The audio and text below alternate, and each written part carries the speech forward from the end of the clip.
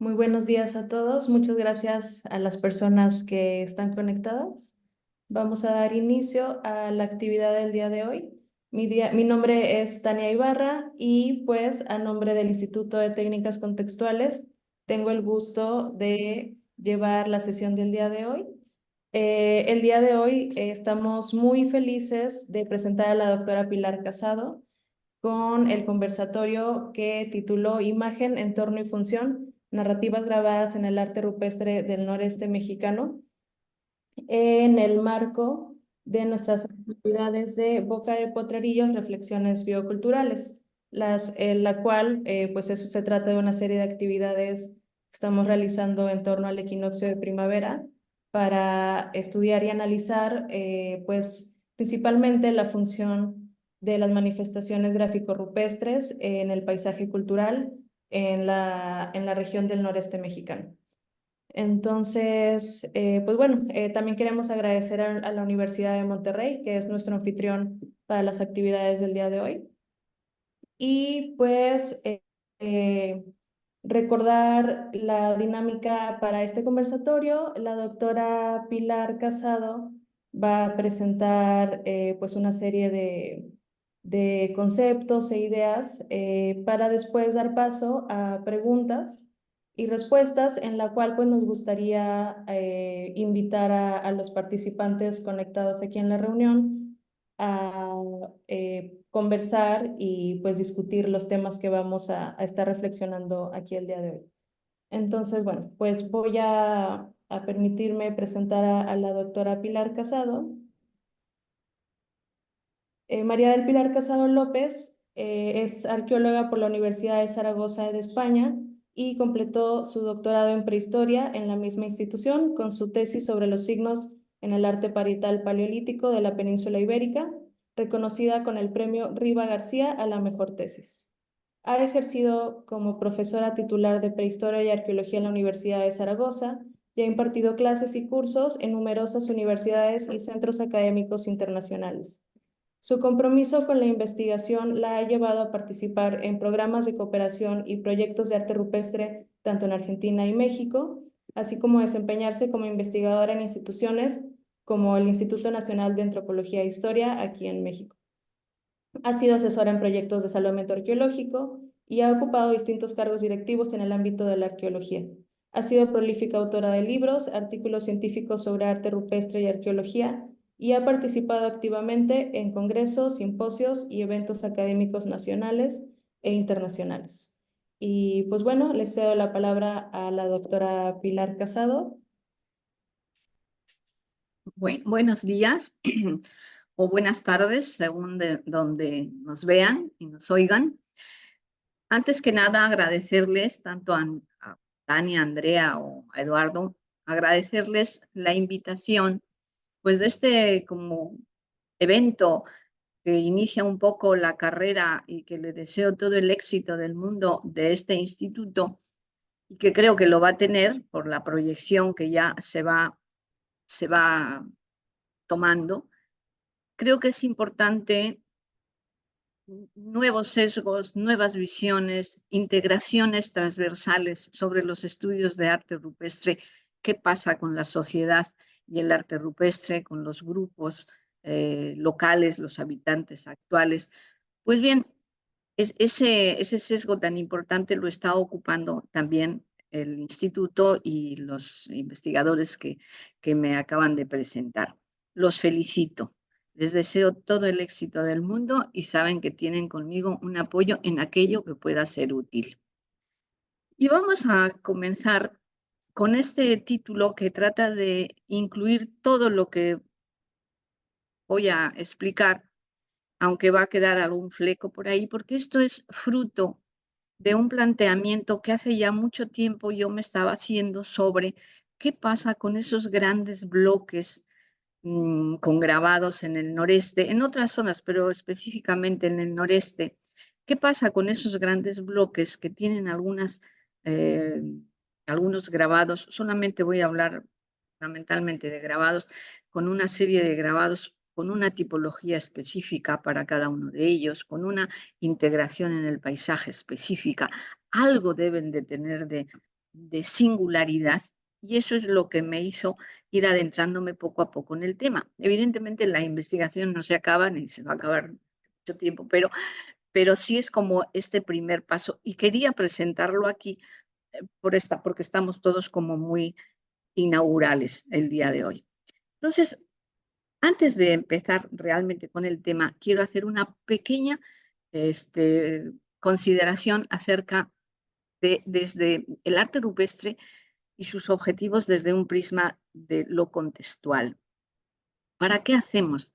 Cuando hablamos de tipologías, hablamos de cronología, hablamos de qué son los grabados o las pinturas rupestres, ¿qué estamos haciendo? Estamos generando conocimiento, pero no nos podemos quedar ahí. Me gusta mucho la idea esta de la transversalidad, no nos podemos quedar ahí.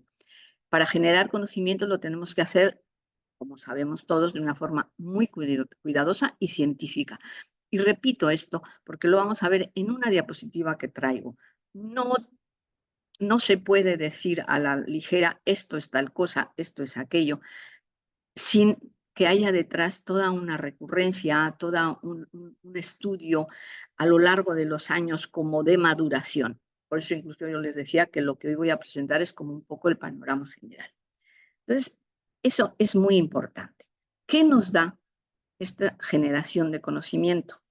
El conocimiento, la cognición de nuestro legado patrimonial es muy importante porque nos detona o puede llegar a detonar, que es la idea, un cambio de comportamientos en los habitantes de un territorio. Si nosotros estamos haciendo un trabajo donde nos dicen que este grabado o este roca es tal cosa y es tan importante para esos grupos o para nosotros como investigadores, es tan importante para considerarlo, estaremos, como digo, generando un cambio de comportamiento, que es la base para hablar de una conservación preventiva. Si conocen su medio ambiente, conocen los biotopos, conocen el arte rupestre, conocen todo, normalmente lo apreciarán. Cuando salimos a campo, a mí me ha pasado, me ha tocado preguntar, oye, un sitio que hay aquí o allá, y uno de las especificaciones dice, una cosa de indios. Es el primer tono despectivo de esta consideración. O te dicen, sí, son unos monos. Es decir, no hay aprecio. Yo he utilizado el término de apego porque es una palabra muy bonita. El arte rupestre va a constituirse como apego, como amor hacia determinados elementos en una región que serán, como digo, la base para la conservación. No podemos llegar a que el área de conservación, en el caso de México, del INAH o de cualquier otro país, las áreas de conservación, lleguen a quitar el grafiti o la pintada. Debemos previamente nosotros, con ese apego, inducir, detonar ese cambio hacia la conservación. Como ven, es una especie de interacción dinámica entre lo que hacemos, el resultado que puede tener, cuántos elementos arqueológicos involucremos para que eso se pueda dar.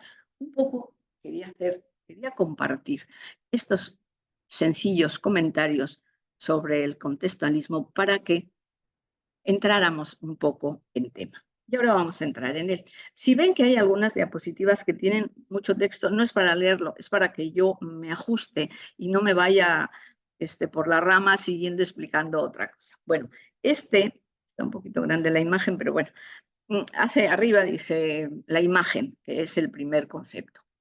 En el largo y complicado camino que el hombre ha tenido a lo largo de la historia de su vigencia hacia la cognición, hacia conseguir las capacidades cognitivas, ahí en ese camino debió de haber una capacidad emergente, que es la idea de imagen. No estoy hablando de arte rupestre, ni mucho menos. Allá en el ancestro debió de haber una capacidad que estaba impresa, estampada en nuestro cerebro. Eso lo dicen los antropólogos, los paleoantropólogos, que alcanzaría en un momento determinado la creación y la imagen. Como dice el antropólogo Vera, No se sabe si ha sido un proceso lento, gradual, el propio de la evolución que ha conseguido estas capacidades cognitivas, o ha habido una serie de saltos bruscos, disruptivos, que en esa acomodación han generado la creación, por lo tanto ya después la imagen. Pero sea el caso que sea, es que debió de haber esa capacidad ahí en el ancestro. Pero no solamente la genética, el aspecto conductual humano es el que ha influido para la generación de la imagen.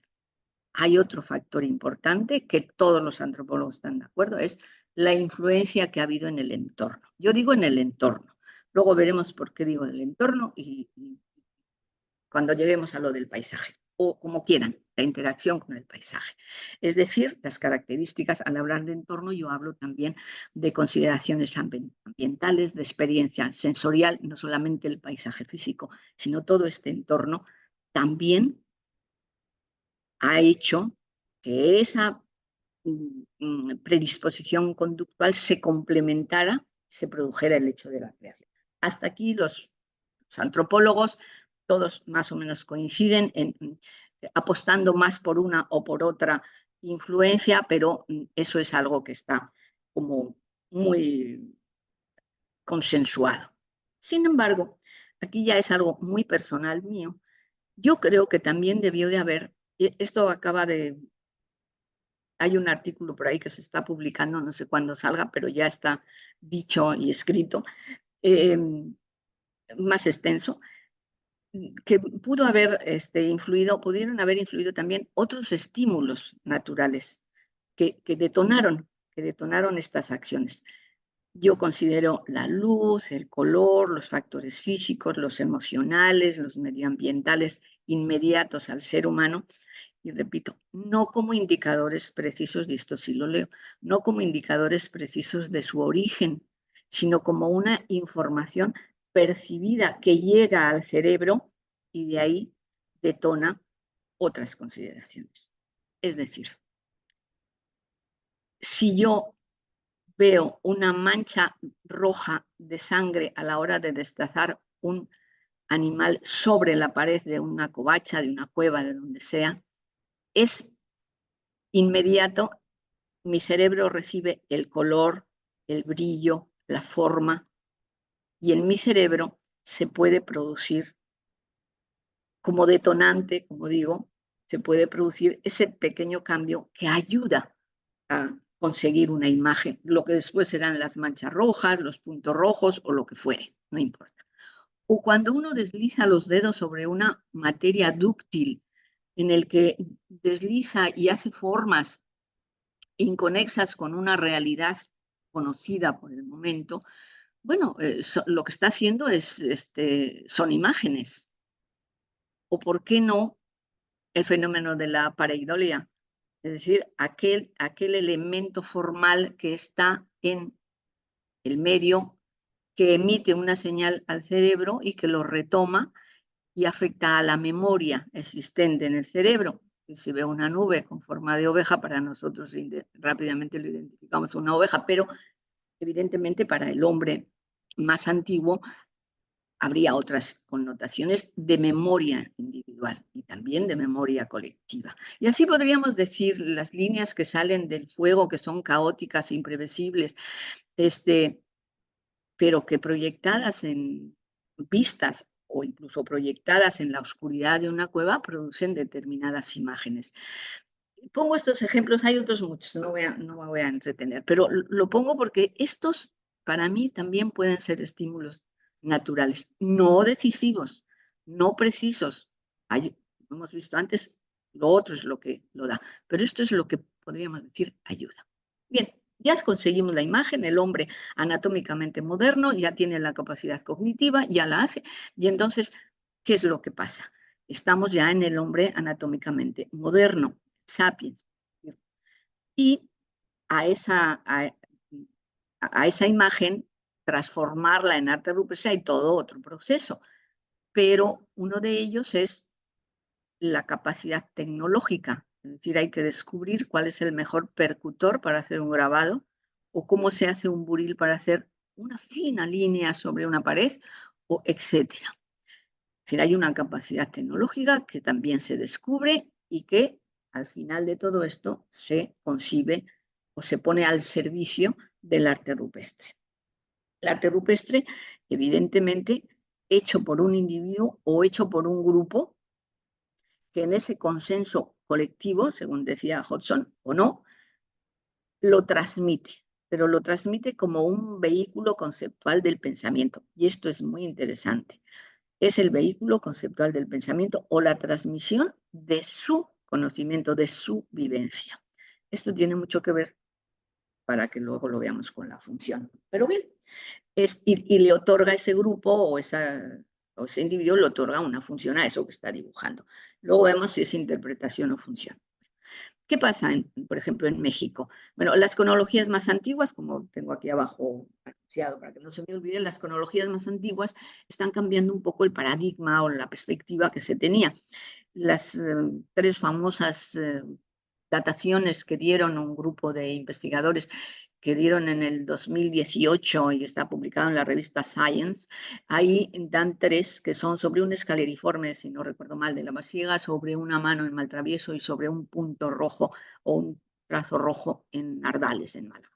Las tres están entre los 64 y 66 mil años. Eso temporalmente nos avanza mucho hacia el hombre de Neandertal.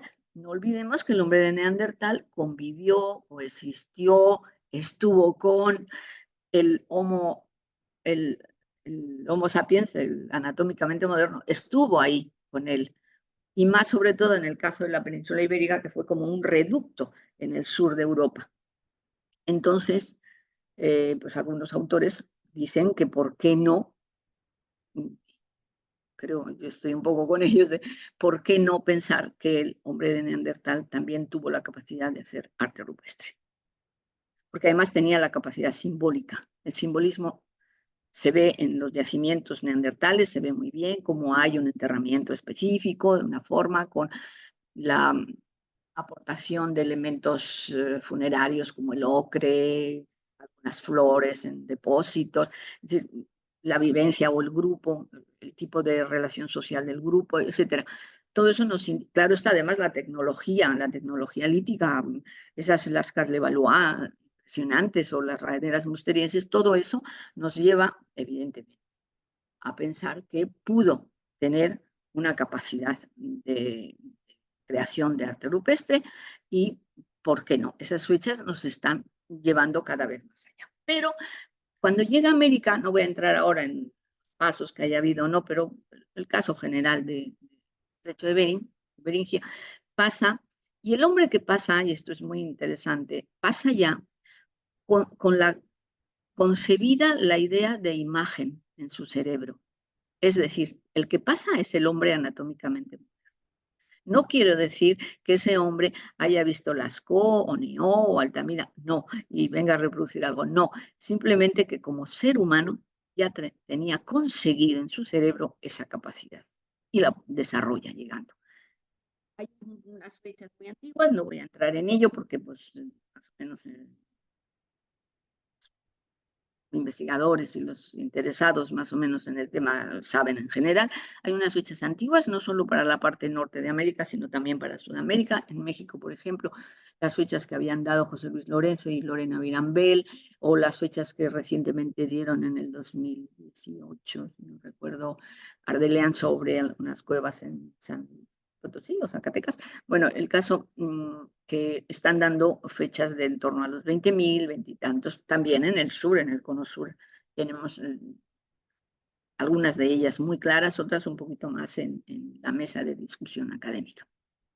Pero lo que sí es cierto es que en el paso del Pleistoceno al Holoceno, en torno a esas fechas, 12, 10.000, dependiendo de la región, haya una población importante que ha superado algunas cuestiones del cambio climático que ha tendido a la desertización, al medio ambiente pues, seco, semiseco, hostil a veces, sin demasiados recursos naturales para su desarrollo, a priori, pero que se van acomodando y que van teniendo. Y hay una serie de fechas muy interesantes.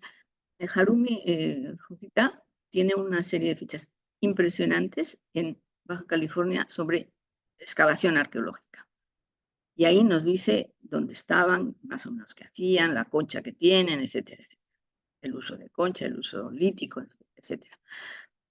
Guadalupe Sánchez en Sonora también nos dice cómo hay algunos materiales que están en una situación, nos dice que están este, ni superpuestos, ¿no? Están en situación más o menos mm, de, de compartir la presencia de animal pleistocénico.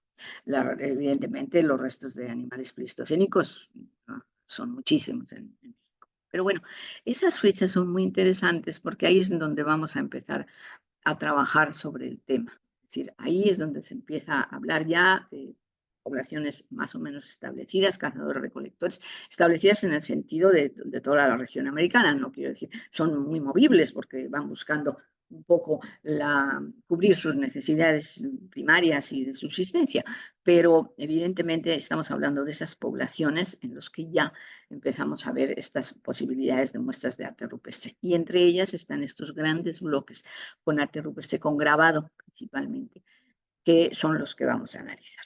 ¿Qué hay de imagen en el noreste?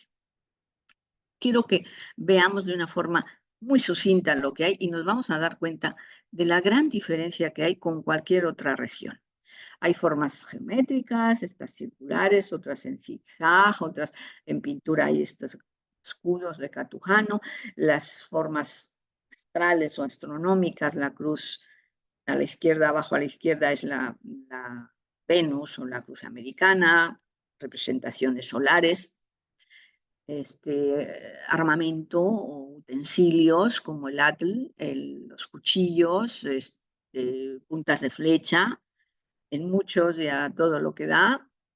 Es decir, tenemos otro grupo de artefactos, la figura animal y la figura humana, siempre con un tratamiento mucho más esquemático y de una prioridad hacia la presencia de los cérvidos, tanto en figura como en cornamenta, repetido y repetido en el noreste, hecho repetido. Y las huellas eh, de, de cérvidos, de venados, animal importante para la región, pero siempre menos y con una tendencia a la esquematización, lo mismo que la figura humana, muy esquemática, y en algún caso con alguna connotación que podríamos llamar de carácter chamánico, como las que están en San Vicente, en la línea fronteriza con Pecos, que es el estilo. Y después presencia de manos, muchas, pies y vulvas, en una proporción, en algunos casos, importante. Esto es lo que hay. Ahora bien,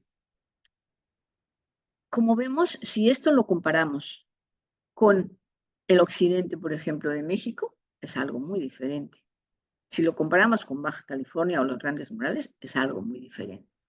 Está conformando un estilo, está conformando una capacidad de reunión de características que nos da ese estilo de grabados, también pintura, pero de grabados del noreste. Y en ellos se han distinguido varios modalidades, ¿no? Que la modalidad de chiquihuitillos, de ahumada, de paredón candelaria, que estudió Torpin en Valadez, de Cuatro Ciénagas, Torpin y también lo introduce de la Rosa, Santa Olaya con Marta García y Ramírez, tratando el tema ese de la Sierra de Burgos, dándole una personalidad, Catujanos y San Vicente, pues del otro lado con Boyd y con Torpin, Solvin Torpin. Es decir, sí hay ese estilo reconocido y hay una serie de particularismos. Y esto es importante verlo ahora que entremos en el siguiente tema, el paisaje. Pongo el paisaje para no perturbar el asunto. El paisaje es un paisaje con esa tendencia, no siempre fue así, como a veces hoy lo vemos en el noreste, es un paisaje árido, semiárido, con una flora y un medio ambiente y unos vegetales del tipo cactáceo. Veremos ahora en alguna de las figuras de las diapositivas, veremos este tipo de flora. Este paisaje es el que nos provee de estas cornisas al final de las elevaciones o en el último tercio de las elevaciones, donde hay una serie de rocas, producto de la erosión, que han quedado al aire libre, que han sido decoradas y que algunas otras que han quedado. En lugares muy específicos, y en ellas también están estos grandes bloques, en lugares muy específicos. Esta es una foto de la boca de Potrerillos. Entonces aquí vemos estas cornisas, pero vemos también estos grandes, estas piedras, estas rocas con grabados, que es lo que propongo como el término del paisaje. Yo voy a tomar, aunque no sé si se lee porque está un poco grande la diapositiva, pero bueno, tomo un poco la definición de criado boado, que es el que me dice a mí que es el producto humano que se genera tomando como base un elemento fisiográfico o físico, es decir, la geología, la geomorfología, la hidrología, como base para generar una realidad nueva que él llama un espacio social.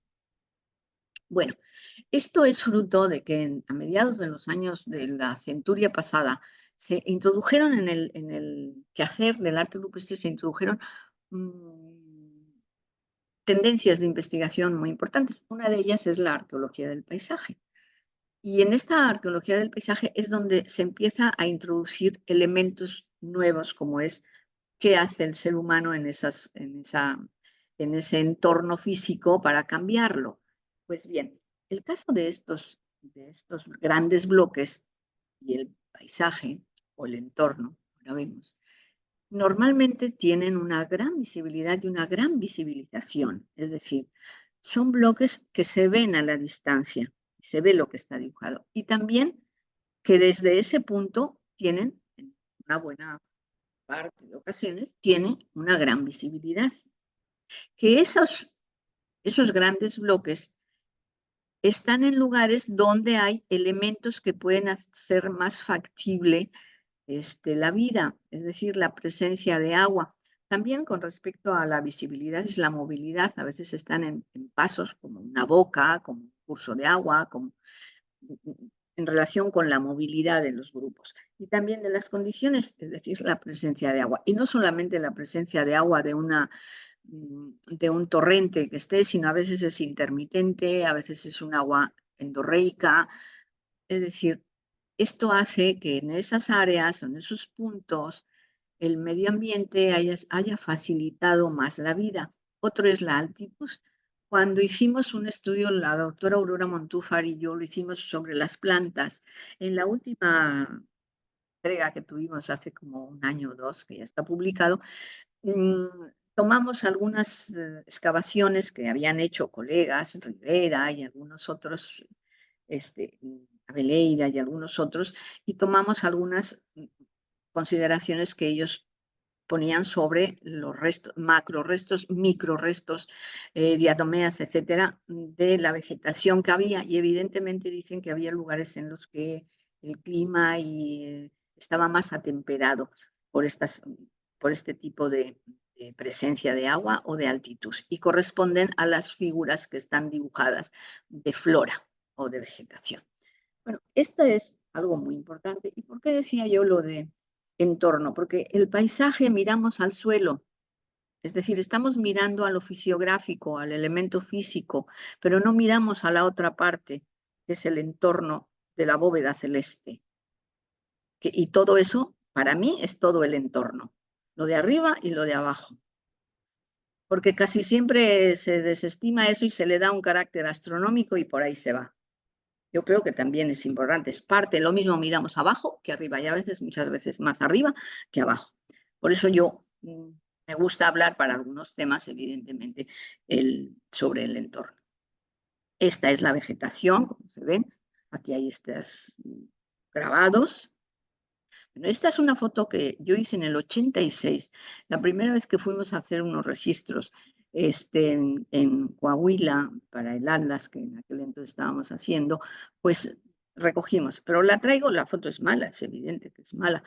Fue en el 86 y además fue hecha así a la carrera porque estábamos registrando un poco a la carrera. Lo que sí quiero que veamos es que estas cornisas pétreas que están como al tercio superior de las elevaciones es las que nos dan la materia prima para el grabado. Pero, y abajo también hay muchos bloques desprendidos. Esta línea recta que hay abajo de color un poquito más oscuro es el arcén, es el lateral de la carretera, de la autopista Torreón-Saltillo. Y por ahí pasan miles de coches. Volví yo después de 6 o 7 años, y la verdad es que ya había como el 50% de las piedras grabadas ya no existían. Y me preocupé, lo dije, informé de esta anomalía porque vi cómo llegaba una camioneta y cargaba 2 o 3 piedras y se iba, y pues ni modo de echar a correr detrás de ella. Y hace como 4 años o 5, una cosa así, volví a ir y era difícil encontrar una piedra con un grabado. Este es el gran problema de la conservación. Y no estoy hablando de la conservación de la pintada, no, estoy hablando del expolio. Y en la medida que estas personas, grupos o poblaciones, que ahora ya son poblaciones muy grandes, más como Parras, la que está, a la que pertenece el sitio no se involucren, vamos a estar perdiendo por expolio, no solo por deterioro natural, que el deterioro natural es feroz, la termoclastia, en fin, produce mucho deterioro. Estoy hablando del deterioro antrópico del humano y por lo tanto de la pérdida del expolio. Bueno, a veces estaban visto en algunas zonas como puertos o pequeños valles, o las grandes extensiones de las cuencas, como la cuenca del Pelillal o el Valle del Pelillal, donde, como se ve, la vegetación está ya un poquito más verde porque ha sido un tiempo, ha sido tomada en un tiempo en que la vegetación ha producido este florear o este verdor. Pero es la misma en otro momento y aquí tenemos algunas piedras con grabados. También en estas cuencas se dan. Y esta es lo que podríamos llamar la vegetación xerófita, pero con cierto, no excesivamente desértica. Hay algunas que son todavía más desérticas. Cuando aparecen en el suelo, este es un símil, realmente son piedras, ¿verdad? Pero hay a veces este cúmulo o esta disposición de determinadas piedras y demás, aparecen como fogones y también restos de utillaje lítico. Como vemos en el entorno, lo que estamos atendiendo es a cómo estos bloques están en lugares muy específicos que dan visibilidad y que reciben visibilización, que tienen una relación con los puntos de comunicación, que tienen la posibilidad de presencia de algún tipo de agua y por lo tanto que nos proveen de un punto especial importante para que ahí se haya hecho eso, esos grandes bloques con grabados, y llegamos a la función, porque una vez que se adquirió la capacidad simbólica y se hizo el desarrollo del apoyo técnico, el grupo o el autor o quien fueres concedió una función, pero no entendida desde mi punto de vista como un quehacer instrumental, es decir, si hay un cuchillo hay algo que cortar, no, estamos hablando de un vehículo conceptual, ¿no? Y lo prefiero al término de interpretación porque la función que le da el individuo es sin cortapisas, es lo que quiso ese individuo o ese grupo transmitir de su modo de vida, de su modo de estar en el mundo, de su conocimiento, de su cosmovisión. Eso es lo que quiso. Claro está, que también tiene velos que nos dificultan saber qué son. Por ejemplo, la propia percepción del que lo dibuja, la vivencia de cómo se interpreta un concepto, porque puede ser algo comunicativo o algo simbólico y lo ha de hacer de una forma u otra. Esos son velos para que nosotros tengamos, nos demos cuenta de la dificultad.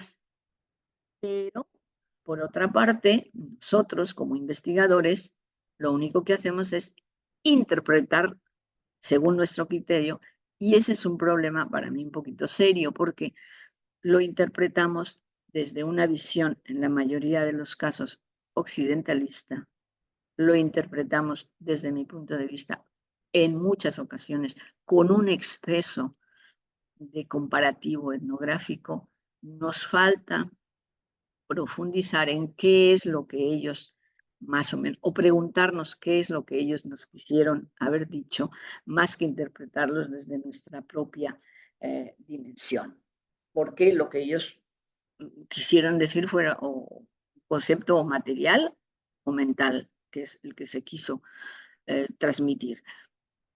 A eso es a lo que tenemos que ir. Entonces, ante esa pregunta de qué nos quisieron transmitir, pues yo creo que es su idea del mundo, claro que es muy general, porque abarca mucho tiempo en esta región, es una región muy amplia, son muchos años en los que han estado estos grupos por ahí y han estado dibujando o grabando, pero no importa, aunque sea difícil, debemos de atenderlo. Entonces, en los bloques grabados, lo que encontramos es una recurrencia de lo representado. No quiere decir que en todo se represente lo mismo. No, al revés. Cada uno hay una gran variedad temática, cada uno aporta una particularidad. En segundo lugar, que están situados en una específica connotación paisajística o del entorno.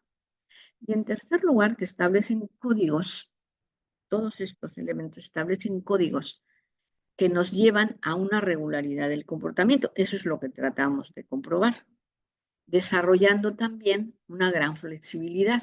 Hay un concepto, que es el concepto politético, que es el de la presencia de elementos o de determinadas características, pero que pueden darse simultáneamente otras. Y lo vamos a ver en los grandes bloques. Hay unos temas particulares con unas características importantes. No importa que después haya salpicado otros simultáneamente que están en otro lugar. Ese es ese concepto politético que es muy interesante poderlo aplicar aquí.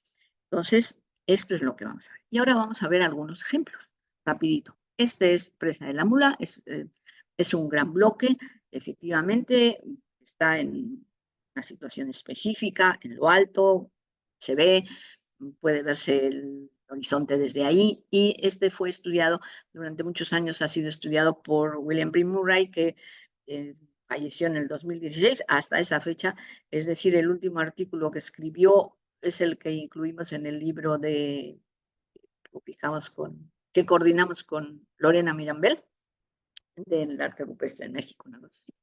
Ahora en el 2021-22, 22 creo que fue, recientemente. Entonces, ¿qué decía él? Bueno, en primer lugar, se impactó al ver esto.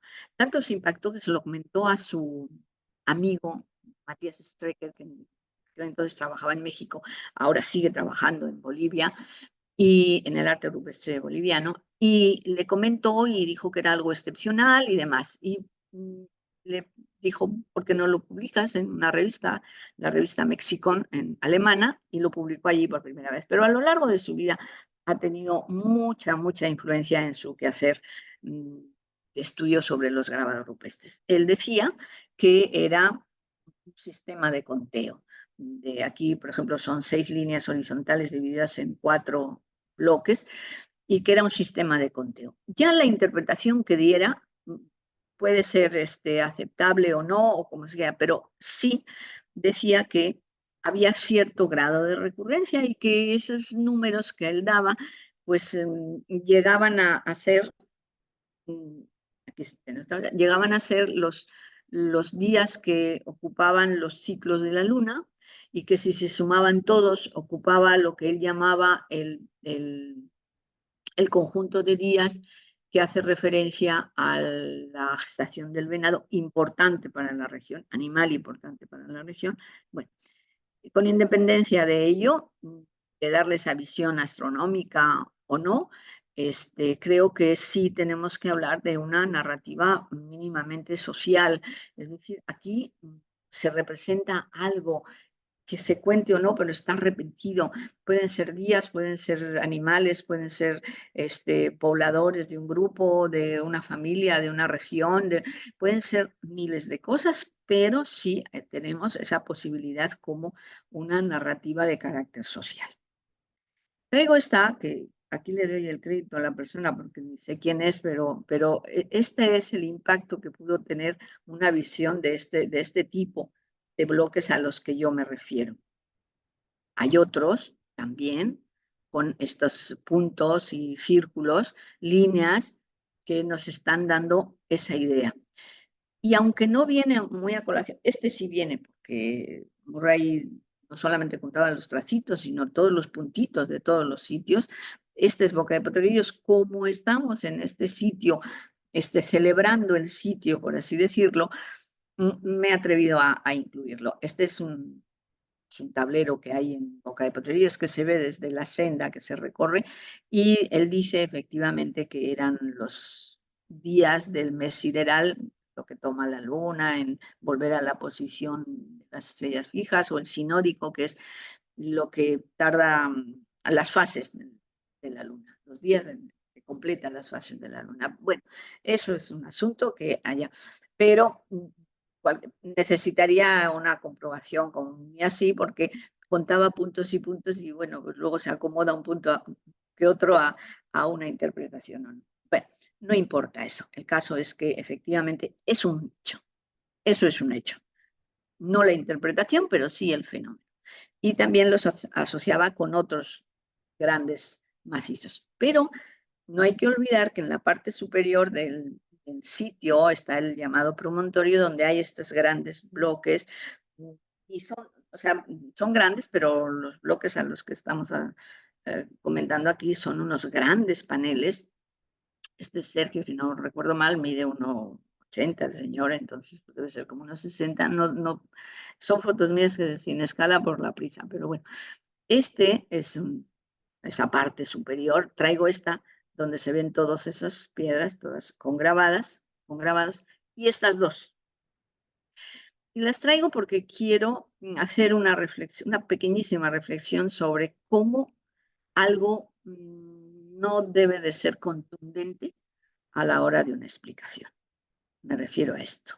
Esta es una foto tomada según el persona que lo hizo, que es una persona ya fallecida y que hizo muchas fotos y se dedicaba mucho a pasearse por el campo para ver estas cuestiones de grabados y de arte rupestre, hecha en el 21 de diciembre.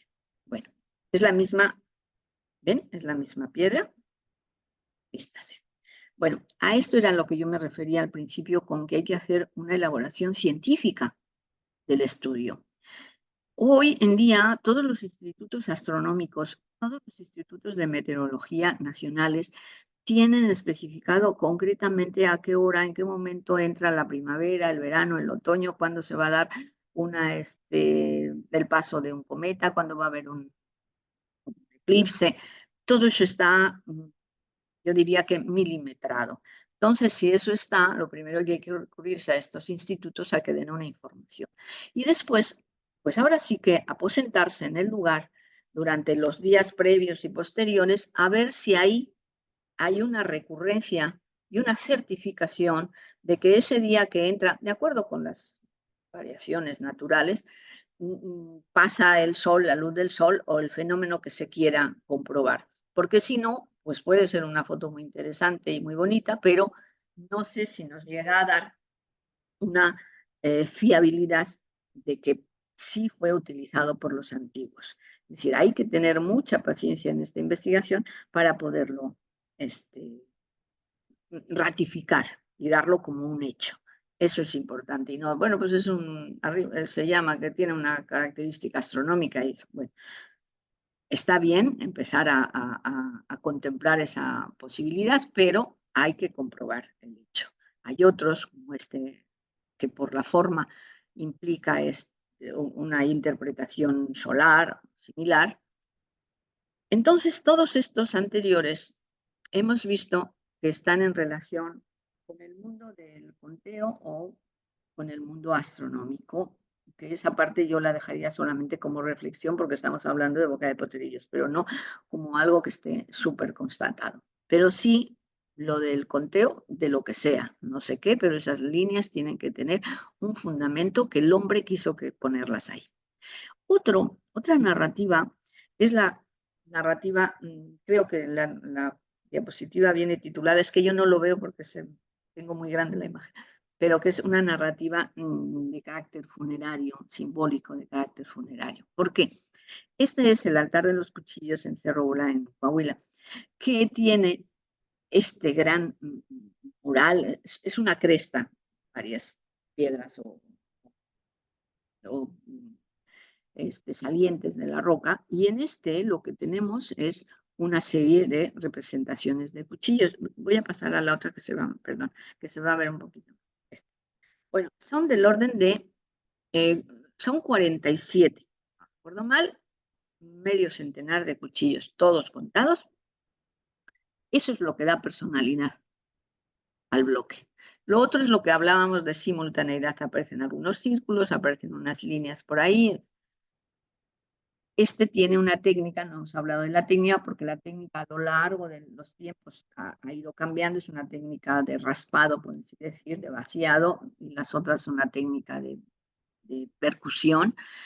Bueno, estos cuchillos, si uno los ve sin más, hubiera dicho que son pues cuchillos normales, pero si uno los pone en relación con lo que se ha hallado en las excavaciones arqueológicas de algunas cuevas funerarias de la región, que en el caso tomamos como prototipo la Cueva Candelaria, que estudió Luisa Veleira, que tiene una publicación de los volúmenes de la cueva y sus materiales del 64, con cronología y todo para ellos, aparecen estos cuchillos. La foto está tomada de un libro que es de González, del Museo de los Materiales, del Museo de Torreón, con respecto a los materiales de la Cueva de Candelaria. Bueno, como se ve, parecen más bien que son estos cuchillos rituales funerarios que aparecen en los ajuares funerarios de las cuevas del noreste. Y entonces aquí lo que hemos producido es un cambio de función de lo que podríamos pensar si no hubiéramos tenido esta comparativa, los simples cuchillos, a pasar a hablar de cuchillos rituales. Ven cómo la función nos la da también no solo el dibujo, sino todo el entorno arqueológico, porque esto no lo podemos desarrollar así libremente si no tenemos en cuenta todo el entorno de los grupos que habitaron ahí. Bueno, estos cuchillos que tienen esa razón de carácter funerario es porque aparecieron en los bultos mortuorios, han sido unas cuevas muy saqueadas, muy destrozadas, pero bueno, hay algunas que se puede apreciar cómo están en el entorno de ese funerario y además, como dice Jesús Ramírez en el 2011, en su publicación, dice que remitiéndose a los cronistas, él habla de que existían, de que mencionaban la existencia de cuchillos que comen carne. Y entonces estamos ahí según Jesús habla de que podrían ser, estar relacionados con el consumo de carne humana, pero si no, pues perfectamente pueden tener que ver con algún tipo de ritual. Por lo tanto, estamos hablando ya de una narrativa más simbólica, más ritualizada y con un carácter funerario. Hay otra, ya me queda un poquito, otro que he seleccionado, porque estos son algunos para mostrar. Esta sería una narrativa ahora sí que de caza, pero de los artefactos. Esto es lo que decíamos al principio de la imagen, cómo el hombre tiene tanto velo a la hora de representar. Aquí lo que hay son armas. Son ondas, son puntas de flecha abajo, no sé si el cursor se ve, pero bueno, abajo son puntas de flechas, son ondas, aquí una gran punta de flecha enorme en la parte izquierda del dibujo. Es el mismo los dos, uno para ver más de cerca. Pues bien, este gran bloque nos está hablando, nosotros lo interpretamos como la caza, pero nunca el que lo hizo tuvo una sola referencia, ni al efecto, ni a la función, perdón, de la caza, ni del cazador. Cuando en el arte rupestre del mundo, me viene a la mente ahora el arte rupestre del arco mediterráneo, también patrimonio de la humanidad, está lleno de escenas de cazadores con arco y flecha que disparan en algunos casos son ciervos, que disparan a los animales, es decir, está en una escena de caza perfectamente con el utillaje. Aquí lo único que tenemos es el utillaje. No tenemos la función ni el ejecutante. Ese yo creo que es uno de los velos que tenemos que empezar a desentrañar, que el hombre antiguo dibujó esto para simbolizar posiblemente todo un concepto. Por eso yo digo que puede que sea una narrativa de caza o de artefactos de caza. Aquí tenemos otros. Tenemos aquí puntas, puntas, puntas. Arriba es un atl que está muy picoteado, pero como hablábamos antes del efecto politético, que es el que, además de eso, que es lo fundamental, hay otras figuras dispersas por ahí, por el panel, que corresponde bien a lo que yo quiero interpretar para estos grandes bloques. Y solo me quedan dos diapositivas. Y les voy a decir lo interesante que es esta y la siguiente. Yo hablaba del entorno, es decir, este puede ser una representación de, de un curso, camino, curso de agua, lo que sea. Aquí lo que hay es este gran bloque en la parte baja de una ladera donde la presencia de agua es factible y está comprobada. ¿Qué es lo que se representa? La parte fundamental es estas líneas dos paralelas punteadas y en el medio con toda una serie de formas meándricas circulares. Hay otras por arriba, pero este es el fundamento, yo creo, de este gran bloque. Nos puede señalar un curso de lo que sea. ¿Y por qué digo esto? Pues digo porque en algunos lugares y sitios con arte rupestre en la región hay cursos de agua o caminos que están bordeados, en el lateral están bordeados con toda una serie de puntos, no de puntos, sino de hoyuelos, por decirlo así, a lo largo de todo ese camino. Entonces, tenemos que ponerlo en relación con otros. Y es muy probable que este sea una significación de ese fenómeno, es decir, señalización de esos cursos. Pero aquí yo entraría en la interpretación, es válida, pero vamos a esperar, porque lo mismo que existe este fenómeno en los cursos o en los caminos, en algunos de ellos, que por varios metros están estas hoyuelos, o no me atrevo a decir cazoletas, pero sí hoyuelos, incisiones, por así decir, circulares a lo largo de ese camino, por varios metros, puede estar en relación con esto. Y entonces estaríamos en una representación muy cercana al mundo de la biodiversidad y del entorno físico. Y esta es la que la pongo al final porque realmente tiene mucho interés. Esta es una gran peña, una gran bloque que yo quiero advertir aquí. Voy a pasar a la siguiente y luego vuelvo.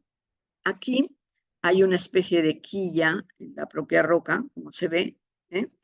Son dos planos que hacen dos planos. En el plano superior lo que se observa es una serie de soles, estrellas, algún cometa, luego lo vamos a ver más cercano en la otra. Y abajo lo que hay en la parte visible, porque aquí por la termoclastia ha habido un desgaje de la superficie de la roca, entonces nos queda una planta.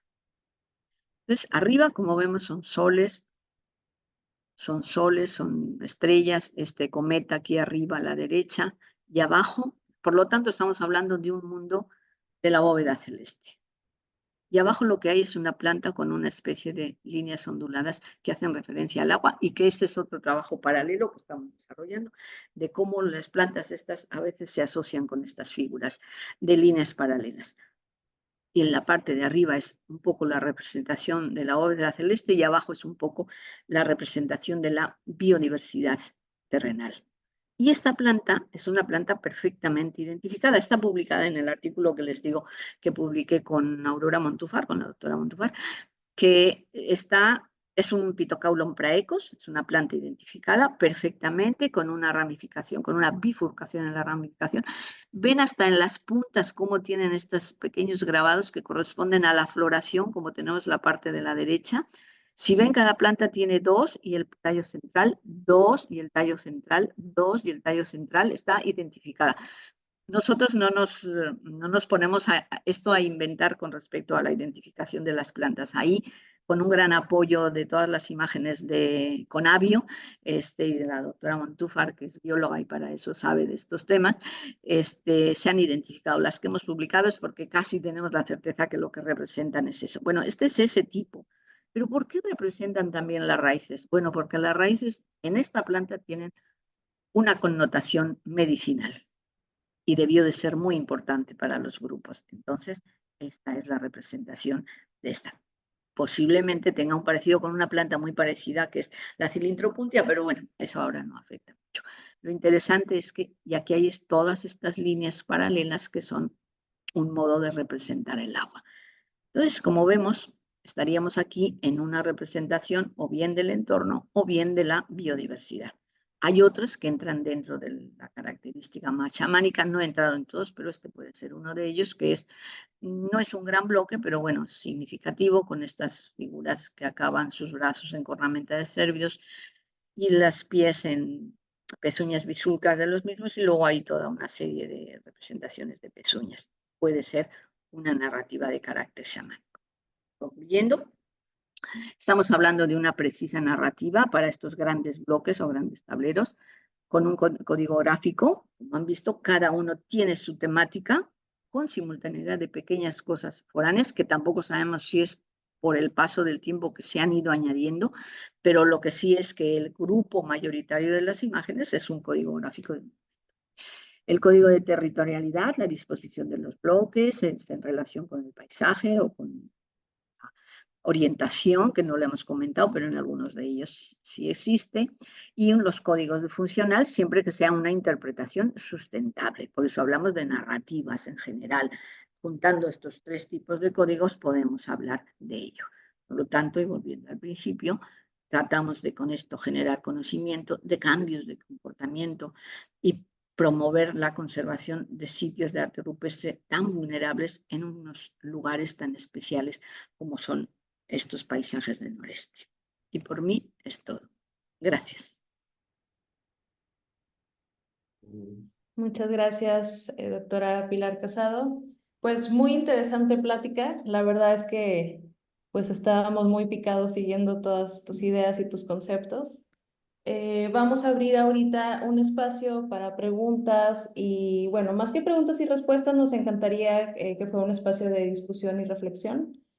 Mientras los participantes van poniendo sus comentarios en el chat, a mí me gustaría pues resaltar algunas ideas que me parecieron pues sumamente interesantes de las que nos presentaste el día de hoy. La parte del contexto tecnológico en torno a la elaboración del arte rupestre. Por un lado hablas, pues sí, de la capacidad, pues, digamos ya cognitiva de la especie Homo sapiens, pues la cual es, pues, muy interesante, ¿no? Como la definición de la especie en torno a estas características. No solo, digamos, de la cuestión de posibilidad, pues sí, tecnológica, sino también, como lo mencionabas, hasta emotiva, ¿no? Hasta la cuestión de la emoción. Me parece un tema, pues, sumamente poco explorado, pero, pues, interesante en torno a la cuestión de las evidencias arqueológicas en general, ¿no? Pero en este caso que tenemos algunas evidencias muy tempranas, como lo mencionabas, pues bueno, se vuelve pues más interesante.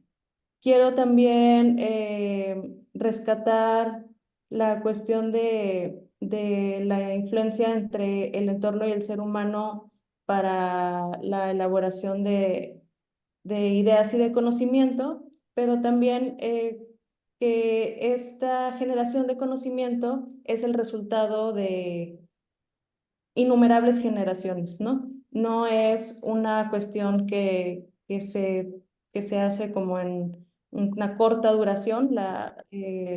tanto el conocimiento del entorno como la manifestación gráfica en las evidencias rupestres. De repente, pues como que perdemos, sobre todo en la arqueología, hablar de años nos parece como una cuestión del día a día, que perdemos la noción de cuántos son 1000 años, cuántos son 10.000 años, ¿no? Entonces, pues quiero resaltar esta cuestión de sí, la creación del conocimiento, pero también al mismo tiempo, si estamos hablando de un conocimiento de tal vez decenas de miles de años, cómo se crea la tradición y en este sentido, pues cómo se crea la cultura al final del día. Entonces, los periodos de larga duración y además esto a mí me hace pensar como en que son conocimientos pues sumamente anclados en el entorno y sustentados pues, en las múltiples generaciones. En este sentido, yo quería preguntarte, partiendo pues sí del conocimiento, el reconocimiento del entorno, la narrativa del entorno, como tú nos lo mencionabas, ¿qué tanto nosotros actualmente, ya en la cuestión como digamos de la interpretación, qué tanto nosotros como, eh, pues sí, como interpretadores de estas manifestaciones, podemos entenderlas al estar pues en un entorno, en una modernidad descontextualizante, donde pues se nos ha quitado pues, muchas veces, ¿no? Como el acceso a nuestro entorno, al medio ambiente. Nosotros para poder ver una planta como la que nos presentaste en esta última diapositiva, pues tenemos que trasladarnos 2 horas del lugar donde estamos, ¿no? Entonces son, digamos, imágenes que nosotros no tenemos como en nuestra cotidianidad. Entonces, pues sí, como investigadores de estas evidencias, ¿qué tanto es una dificultad para nosotros la interpretación y el sesgo moderno? Pues empezamos por la del final y vamos para atrás. Bueno, sí es muy difícil. Mira, desde que se descubre en los finales del siglo XIX y los primeros años del siglo XX, se descubre el arte paleolítico, este, mm, realmente ha habido una cascada de interpretaciones, desde aquellas de Paul Reinach, que decía el arte por el arte, el hombre antiguo representaba el arte sin más connotación, a toda aquella magia de casa o de ritualidad que establecía la Vibreil y que publicó en todos sus volúmenes y que están superadas y que ya volver hacia ellas, pues es simplemente como consideración hacia aquellos que trabajaron y pusieron las primeras piedras en el trabajo, pero pues ya no tienen tanta vigencia en algunos de los casos, o las, como decía ahora, la introducción de la arqueología del paisaje en la mitad del siglo pasado, o la introducción de las consideraciones estructuralistas en ese momento. Es decir, a veces el arte rupestre, yo lo digo así un poco, es creo que tengo razón, pero lo digo a veces un poco de forma no muy seria. Digo que el arte rupestre ha ido siempre detrás de cómo la ciencia ha ido dando pautas de su investigación. Que sale, que se considera ahora las estructuras de comunicación y demás, la lingüística, ahí se apunta el arte rupestre a ver qué saca. Es bueno, porque es la forma de explorar. Que que será el mundo de la ecología que funcionó, que empezó a funcionar y que se acabó siendo la arqueología del paisaje, pues ahí también va siguiendo. Es muy importante eso, porque es la forma de explorar. La creación humana tiene también, pues decimos que es ilimitada, pero a la hora de interpretar el arte rupestre a veces es muy limitada. Pues bien, esto, mm, ¿qué limitaciones tenemos? Bueno, las limitaciones son las propias, primero del que lo dibujó. Es decir, cuando nosotros tenemos que discernir qué pasa ahí, qué dibujó el hombre que no fuera mediatizado por cualquier otra cosa. Es decir, el hombre quiso dibujar una planta O a través de la planta dijo, voy a dibujar la representación de la sanación, porque esas raíces y esas hojas son medicinales. ¿Mm? Bueno, ¿cuál es la dificultad? Bueno, la primera dificultad es conocer el elemento. Y para conocer el elemento, es decir, el dibujo, para conocer el arte rupestre, lo primero que hay que tener son registros de todos los artes rupestres, saber qué hay, ¿no? Y después analizarlo de una forma, en el caso interpretativo, analizarlo de una forma aséptica, a priori. ¿Qué quiero decir con esto? Es decir, si yo tengo un algo que se parece a una planta, yo no puedo estar repitiendo constantemente, este era un fitomorfo, era un fitomorfo, y esa fórmula del fitomorfo se va creando y se va creando, y al final no estamos diciendo nada. Es decir, de una forma séptica, todo lo que nos parece formalmente, una cosa es la formalidad de la imagen y otra cosa es el contenido que se le aplica, que formalmente nosotros podemos decir, esto se parece a un agave, o esto se parece a una Pitocampsus praecus, o se parece a una Lophophora auriense, que es el peyote. Es decir, tenemos primero que identificarlas con nosotros mismos como investigadores, con el apoyo técnico y tecnológico de las personas y el conocimiento que las personas tienen sobre la flora, en este caso concreto, vamos a tomar este ejemplo. Por ejemplo, la doctora Montufar es bióloga y ella es experta en plantas. Entonces, nos sentamos a trabajar y decidimos que aquello que no tuviera una relación directa con la realidad lo íbamos a dejar fuera. Solamente, y en ese artículo que al rato lo mando para que lo tengan o lo quieran subir o lo que sea, en ese artículo solamente está aquello que tiene una realidad. A veces hasta ponemos, como en el caso que les decía, que he dicho no importa para este efecto, decimos puede ser también una, si lo pondría lo que se llama normalmente una cholla. Bueno, ya tenemos eso. Entonces, el primer paso es saber lo que hay, todo un registro. Segundo, tratar asépticamente algunas cosas para darles una interpretación. Y la tercera es ya, teniendo cierto grado de veracidad en lo que estamos viendo, entonces ya lo podemos enlazar con lo que queramos, con una relación etnográfica que hacen los pueblos del lugar, cómo utilizan esa planta, para qué la utilizan, o lo que sea. Es decir, como ven, hay fases. ¿Cuál es la dificultad? Primero, no tenemos el registro de todo lo que hay. Y el noreste es no rico, lo que sigue de rico. Es riquísimo. Y no tenemos los registros. En segundo lugar, bueno, cuando hicimos el primer registro de la foto del 86, estábamos sacando por una cita que teníamos o en bibliografía o de información, de informantes del lugar, salían del orden entre 8 o 10 sitios más. Esa era la proporción. Entonces, tenemos esa primera dificultad. La segunda dificultad es la de discernir qué es como elemento formal, ¿no? Y hay cosas que no sabemos, son círculos, bueno, pues son círculos, pero son muy repetidos y además tienen 3 hilitas, es como determinados grupos dibujan un cometa, ya nos vamos aproximando, ¿no?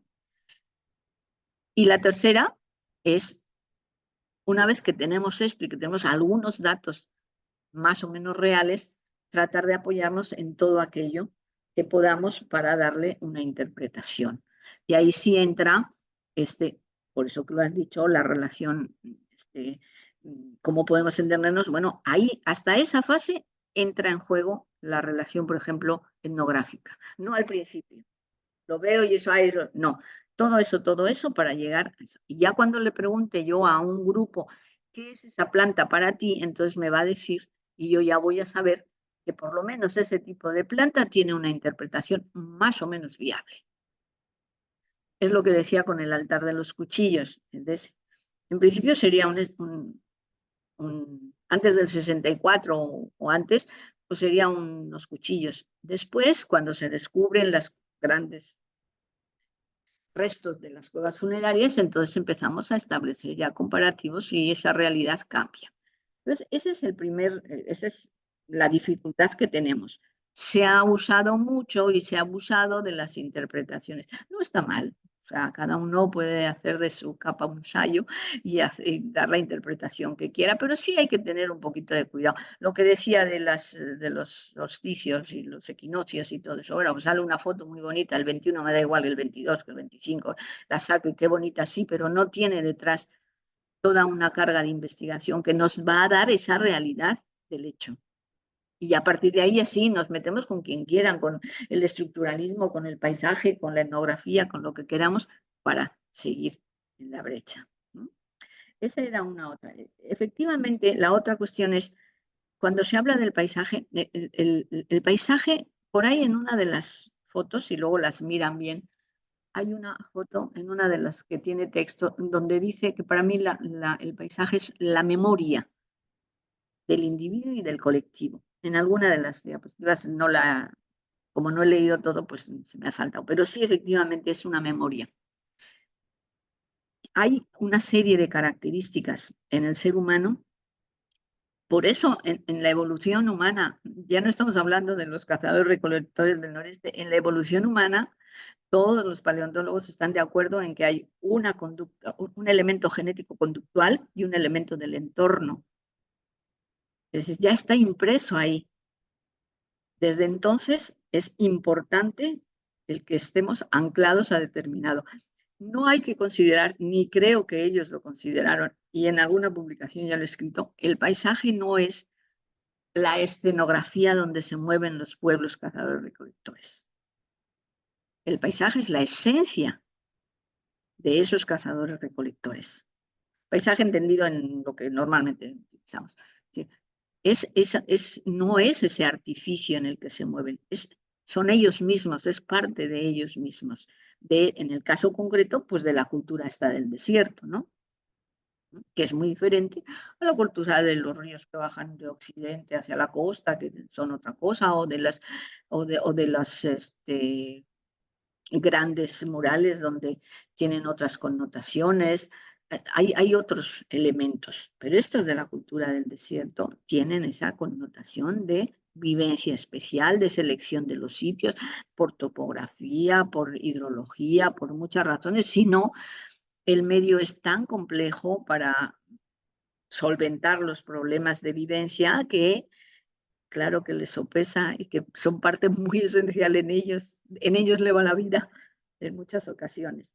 Y después, efectivamente, lo del conocimiento, el conocimiento que tenemos no es gratuito, no es nuestro, es un conocimiento que viene dado desde, en este caso concreto, pues yo digo para México, desde el contacto, cuando estoy hablando del conocimiento escrito, de lo que llamamos generación de este conocimiento, pues ahí ya están las primeras referencias, viajeros, después viajeros interesados en los temas generales del territorio, pues hacen las referencias correspondientes, no solamente son misioneros, son gente dedicada a las ciencias naturales que lo reflejan, y así sucesivamente es una cadena en el que cada uno va poniendo una piedra y los demás se van soportándose en ella, estamos sobre los hombros de gigantes, la famosa frase, bueno, pues estamos sobre ellos. Evidentemente hay nombres a lo largo de la historia del arte rupestre del noreste, nombres muy importantes. Aquí solo se han mencionado algunos por la referencia, pero son nombres muy importantes sobre los que vamos. A veces nos soportan nuestro conocimiento ellos y a veces, al no estar muy de acuerdo, no deja de ser un soporte. También es soporte. Entonces sí, efectivamente yo creo que es muy importante y lo de la emoción no digamos. No creo que tarde mucho en salir un artículo donde tengo una partecita precisamente de la emoción, de por qué la emocionalidad, no solo en el arte contemporáneo, sino en el arte antiguo, y no el antiguo de Roma, Grecia y Mesoamérica, no, en el más antiguo también hay una carga emocional. ¿Por qué la vemos la emoción en los artistas contemporáneos y no la vemos en los prehistóricos? No hay ninguna razón. ¿Mm? Sí. Cuando salga Bueno, casi siempre las subo a academia si no se me olvida y si no las mato, con mucho gusto. Bueno, espero haber más o menos tocado esos temas. Sí, muchas gracias, Pilar. También la importancia de la bóveda celeste, ¿no? Que quería mencionar Ah, como el entorno pensamos que solo es ver la abajo. montaña, ¿no? Pero pues el hecho de que no veamos hoy en día el cielo como Mm, pues se debería de ver, pues bueno, también puede causar ahí una limitante bastante fuerte y pues bueno, ni hablar de qué tal. un desconocimiento, ya deja Descono- la limitar, es un desconocimiento, no se conoce. Entonces no se conocen las cosas básicas por ejemplo, de cuando yo era niño, yo sabía distinguir la osa mayor de la osa menor, de muchas cosas. Ahora le preguntas a un niño y, ay, que salió en tal película o que salió en tal mm, cromo o en cualquier otra forma de expresar estas cuestiones astronómicas. Entonces, sí, efectivamente, no se ve igual, ni aun estando en el campo, no se ve igual, aunque hay unas connotaciones más similares, pero no se ve igual. Efectivamente, la contaminación lumínica actualmente es de tal grado que apreciar solamente los eventos astrales que vienen bien reflejados por un instituto astronómico y que te dicen, hoy pasará el cometa tal o se va a ver un eclipse parcial y se va a ver en la zona de oclusión en tal parte y en tal. Bueno, sí, pero nosotros veríamos aquello y estaríamos un poquito dudando que se nubló o es que se fue la luz del sol o que no tendríamos esa capacidad. Entonces, sí, sí hay no es solo un limitante, es un desconocimiento, está peor. Bueno, quiero dar la palabra a Jan. Adelante, si gustas abrir tu micrófono. Hola, ¿me escuchan? Sí, Sí, bueno, primero muchas gracias por la ponencia, la charla, estuvo súper interesante. Y los grabados son hermosos también, así no los conocía. Que tengo algunas preguntas que quería hacer. Primero algunas impresiones, ¿no? Como que me parece muy bueno la identificación, digamos, del grabado con una planta que todavía existe en el territorio, ¿no? Yo creo que eso es muy seductor, digamos, a la mente contemporánea y podría ser una herramienta buena de educación, ¿no? Tanto patrimonial o educación ambiental también, ¿no? Como que pensar,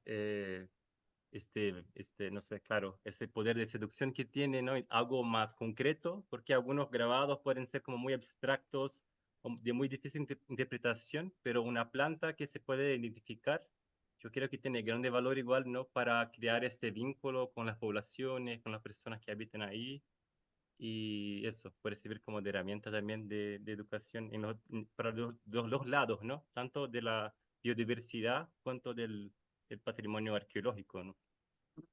Y mis preguntas van en la dirección de la datación. No sé si, claro, enseñaste como un rango grande de grabados, ¿no? Pero de petroglifos y todo. Pero si tienen alguna datación, esos petroglifos de Nuevo León, ¿hay alguna idea sí, de si se asocia a algún estilo, a alguna sí, época, o son como poblaciones con estilos distintos simultáneamente, o las técnicas también, ¿no? Si una técnica se sí, relaciona más a un grupo, a un periodo, ¿no? Como tanto de la percusión, de reserva, ¿no? Esa de raspado que decías. sí, Y porque también, no sé, como que la cosa de la datación varía mucho, ¿no? Porque en el siglo pasado se pensaba que la América fue poblada con un periodo más chico, ¿no? Como 2000 años, no sé. Pero hay con investigaciones, yo soy de Brasil, ¿no? Entonces en Sudamérica igual como en Monteverde, en el sur de Chile, se fue sí, alargando a 20.000 años, en años el oeste de más. Brasil como hasta 60.000 años, ¿no? Entonces como, y lo entiendo también que hay petroglifos como hasta de 1400, así, ¿no? Como de recientes. Entonces, ¿cómo lo hacen la datación? ¿Cuál es el rango de esos petroglifos? Mira, Y se si hay han, relación también con no conozco mucho el contexto de ahí, del norte de México, pero si hay relación con poblaciones indígenas contemporáneas, si hay una comparación con el registro etnográfico, ¿no? Como si hay alguna continuidad cultural quizás que podría ayudar a la interpretación de los dibujos. Eso era. muy Gracias. bien, no, gracias a ti. Primero sobre la datación. Efectivamente, la datación es una datación muy amplia que va desde 10.000, vamos a poner unos topes así, hasta la época de la presencia del contacto europeo. A veces llega hasta el siglo XVII, XVIII. Efectivamente hay estilos, como decía, el estilo Cuatro Ciénagas, el estilo Santa Olaya, el estilo Catojana. Hay distintos estilos. Algunos de ellos sí tienen que ver con alguna técnica. Por ejemplo, el paredón, son estas figuras que son más... Ando buscando la diapositiva donde está. A ver. En algún sitio tengo una fecha, pero bueno. Aquí. El problema de la datación de los grabados es que uno podemos decir que uno está superpuesto a otro y que alguna técnica es más moderna que otra. Ahora bien, la datación es muy difícil porque están en muchas ocasiones fuera de un contexto arqueológico. El contexto arqueológico está en el alrededor y ¿qué podemos hacer? Asociar la fecha que nos da ese vestigio arqueológico y decir, posiblemente los mismos pobladores que dejaron estos restos arqueológicos fueron los que hicieron los grabados. Bueno, buscaba esto porque en Boca de Potrerillos, por ejemplo, hay restos de fogones, varios en varios puntos del sitio de Boca de Potrerillos, y se han dado y se hicieron dataciones, se hicieron algunas fechas cronológicas de carbono 14 para estos materiales de los fogones y dieron unas fechas entre el 500, el 5.900, más o menos el 6.000 antes de Cristo, hasta el 7.000, hasta el 1.700 después de Cristo. Es decir, tenemos fechas muy antiguas para esos restos, pero la población siguió viviendo ahí hasta el 1760. ¿Cómo, a quién le damos tales o cuales fechas? ¿Sí? Porque no hay una relación directa. La relación es una relación indirecta. Esta ocupación de los, creo que eran 7.000 y algo para Boca de Potrerillos, que viene siendo unos 5.900 antes de Cristo. ¿A qué grabados de Boca de Potrerillos le damos a esa? ¿Ah? ¿Todo el sitio se hizo de una vez? No. Tuvo una vigencia larga. Entonces, ese es el principal problema que hay. Sí hay algunas seriaciones de grabados y de lo que representan que nos pueden decir, bueno, por ejemplo, la fecha de se las paso para que porque me preocupé en traerlas, la fecha dada a los cuchillos en las cuevas funerarias de Coahuila dan una fecha del 1205 después de Cristo. Los cuchillos reales.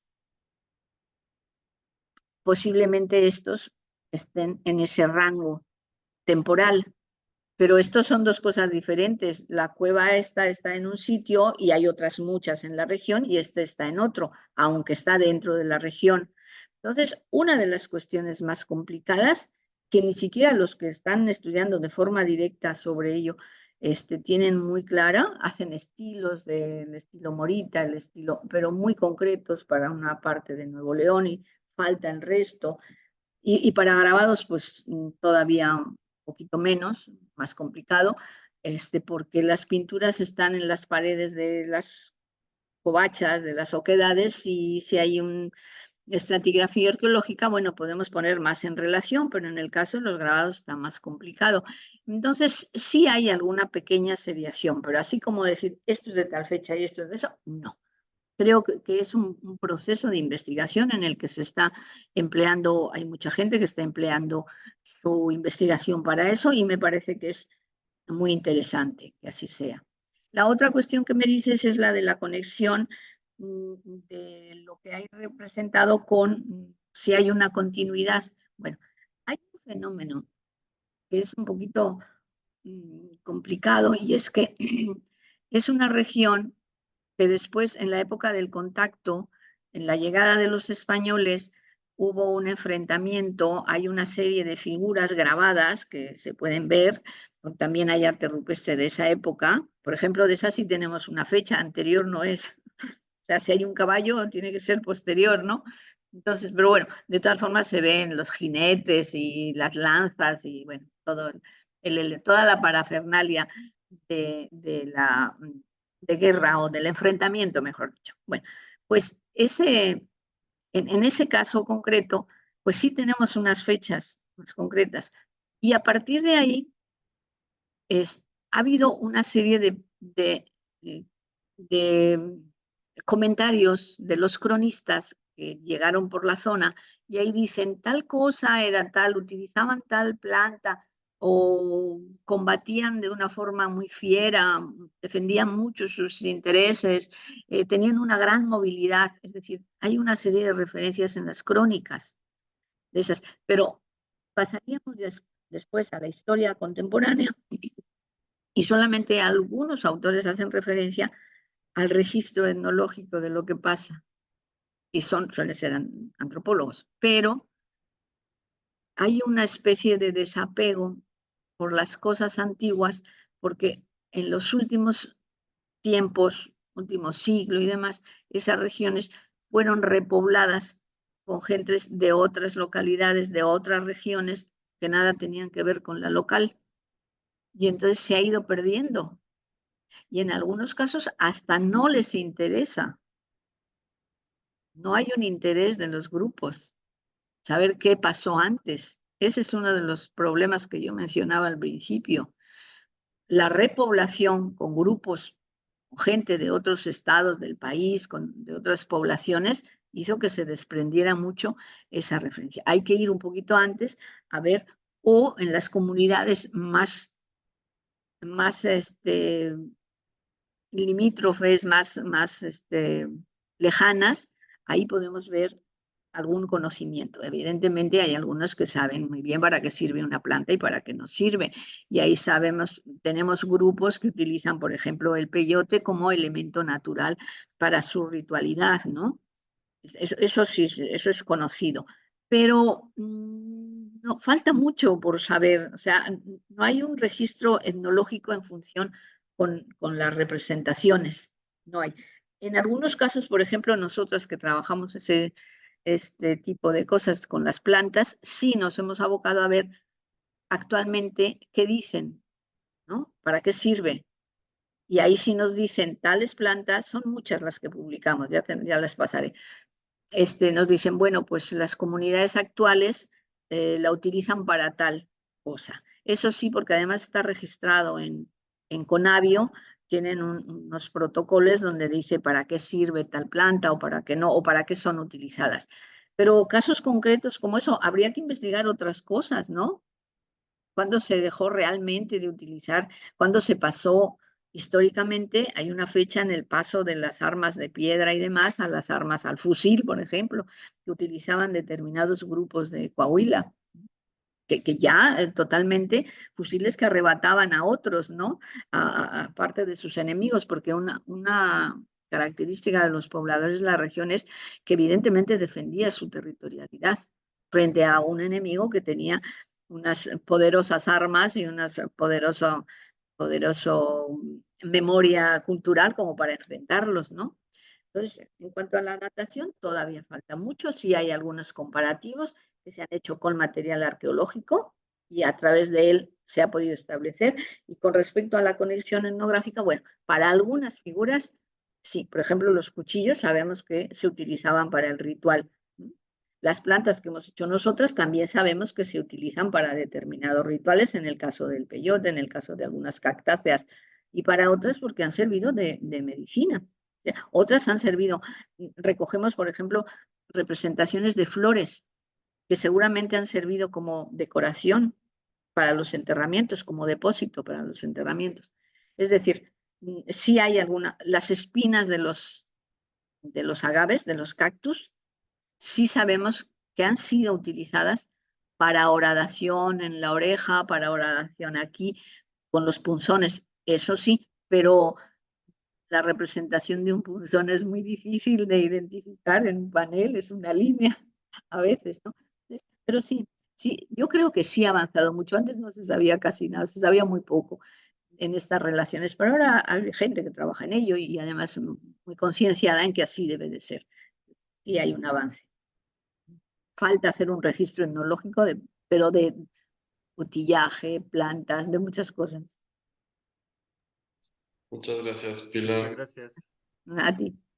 Creo que, bueno, ya casi toca cerrar, pero bueno, todo el programa que abres es muy interesante, ¿no? Porque este amplio rango de tiempo que mencionas deja mucho para imaginar, ¿no? Igual toda esta parte que mencionas de las piedras, donde podemos ver algunos grabados que son reminiscentes de agua o que nos indican la presencia de agua, ¿no? Como que pensar en cómo fue cambiando el ecosistema a lo largo de todo este tiempo y como la relación que las personas que hacían estas incisiones sobre las piedras tenían con el mismo ecosistema es muy interesante y nos deja así para imaginar muchísimo, ¿no? Como podríamos estar aquí hablando Horas.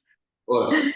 Oye, pero lo que dices de los ecosistemas, mira, hay una diapositiva que luego la ven, donde digo que al final de esto es muy probable que estos grandes bloques, solo los bloques, no todos los sitios con grabados, no, estos podrían ser como íconos para representar algo. Y hay una figura en la prehistoria europea que se ha trabajado mucho, que es la idea de los sitios de agregación. Por ahí creo que lo pongo en alguna diapositiva, pero ya me pareció mucho entretenerme en eso. Entonces, los sitios de agregación son sitios donde se agrega la gente, donde se acumula la gente. En algunos momentos específicos no son utilizados de forma generalizada del diario, sino en sitios muy especiales. Por lo tanto, deben de tener un espacio especial para esa congregación y debe de haber una finalidad de la congregación o de la agregación. Y esa suele ser la comunicación, que para aquí es muy importante y yo creo que sí puede servir la comunicación intergrupal. Estamos hablando de grandes territorios, hay muchos grupos, entonces es muy probable que haya puntos específicos donde se den estas agregaciones y donde haya esa comunicación intergrupal o intrafamiliar, porque necesitan esa convivencia. No olvidemos que son grupos a veces dispersos y que en algún momento tuvieron esa relación y esa relación hace que humanamente haya una mayor tasa poblacional y en la medida que hay mayor tasa poblacional hay mayores posibilidades de arraigarse en el territorio, porque si no se van perdiendo, ¿no? Entonces es todo muy complejo, pero sí, hablando de los ecosistemas y de por qué esos lugares tan específicos y demás podría darse. Sí, está increíble. Allá de nuevo como que sigues agregando más cuestiones y... No, ya me callo. No, con mucho gusto. Pero sí, pues nada, más bien ya ir cerrando, te queremos agradecer muchísimo por ser la primera ponente, la ponente inaugural de este nuevo instituto que estamos inaugurando con Tania y Andrea, y la verdad es que no podríamos estar más felices de haber contado con tu participación. Entonces, bueno, para las personas que quedan conectadas, les comentamos que el día viernes vamos a estar en Conarte, en la sala 3 de la Cineteca. Vamos a seguir hablando de la pintura rupestre y de Boca de Potrerillos con el doctor Moisés Valadez, con la doctora Alma Vega y con el maestro Bertrand Loyois. Tocaremos puntos relacionados, alrededor, intersectantes con la plática de Pilar. Y bueno, para quienes no están en Monterrey, vamos a subir todo nuestro canal de YouTube la próxima semana. Yo creo que la plática de Pilar también quedará en los próximos días en el canal de YouTube. Así que, pues bueno, agradecer de nuevo a la UDEM, que fue nuestra anfitrión el día de hoy, a Conarte, al PECDA, que nos dio el apoyo con el cual pudimos realizar estos eventos. Y pues bueno, a mi compañera Andrea aquí que está a mi lado. Y bueno, por supuesto, de nuevo a ti, Pilar. Muchísimas gracias a todos. Gracias y Muchísimas gracias. felicidades. Gracias y felicidades.